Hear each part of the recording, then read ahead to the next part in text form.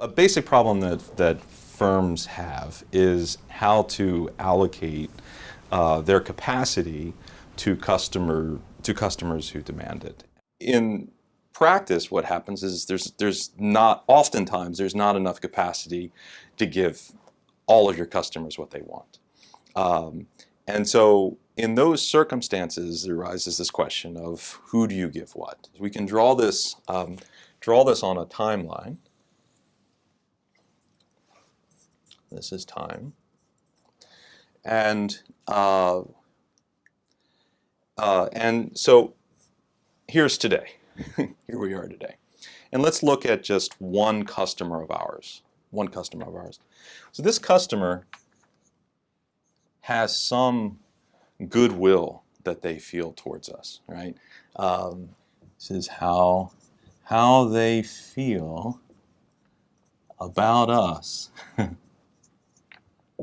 say how they feel. I'm going to use a feeling word with an equation.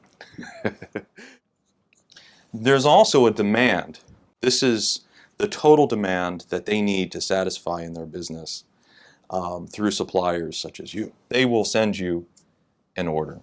YT is the order that they place with you at time T. So this is the choice. It's how much we give them. And as I said, if we give them this X, then we get some profit from them. So if R is the contribution margin per unit that we deliver to the customer, then R times XT would be the reward, total contribution that we get in this period T from satisfying XT. And we do this, of course, there's an X for every customer, okay? Once we've done that, the customer sees what they get, and X, of course, is, it may be all of Y. We might give them everything, but it can't be more than that in our case. But typically, it'll be less than that. They respond to it by updating their goodwill. So the beta represents the memory. So you don't retain all of the G. You retain just a portion of it. And the portion that you retain is based on this parameter beta, which is between 0 and 1. Each customer has its own beta. And the customers that have a higher beta would tend to retain more of last period's goodwill than other customers who would have a small beta. And in that case, they forget everything.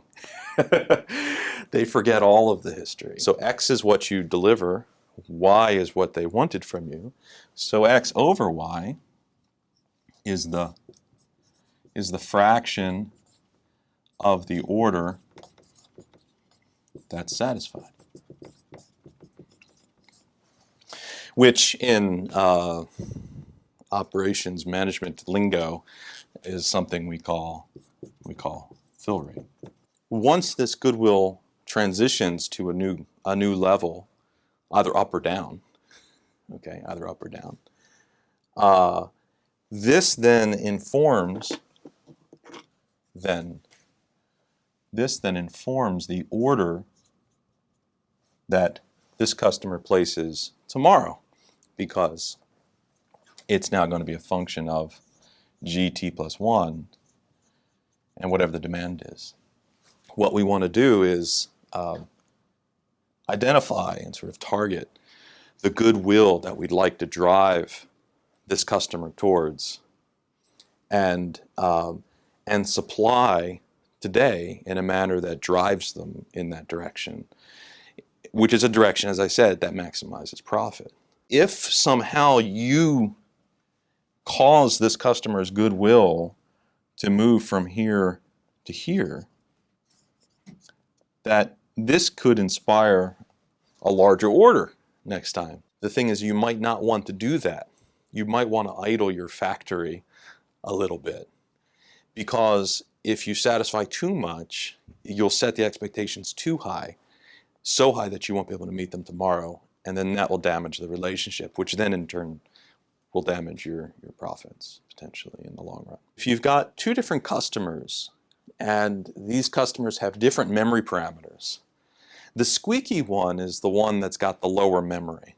The one who forgets the long history of the relationship and just based on today's so-so or bad service experience diminishes their goodwill next time. There's a tendency to give the squeaky wheel better service along two different dimensions. So not only do you tend to give the squeaky wheel, the short memory customer, a higher fill rate to sustain their goodwill because of their finickiness, but you also tend to give them a smaller variance in fill rate. So you tend to give a level of service which is more consistent. That, you know, it's maybe you give them on average 95% and you almost always give them 95% instead of moving around.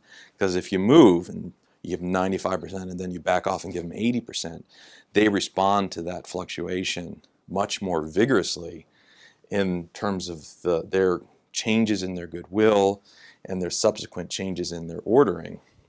What's novel about the research, the contribution of the research, is taking these kinds of considerations into account in an otherwise straightforward capacity allocation problem. And that's it.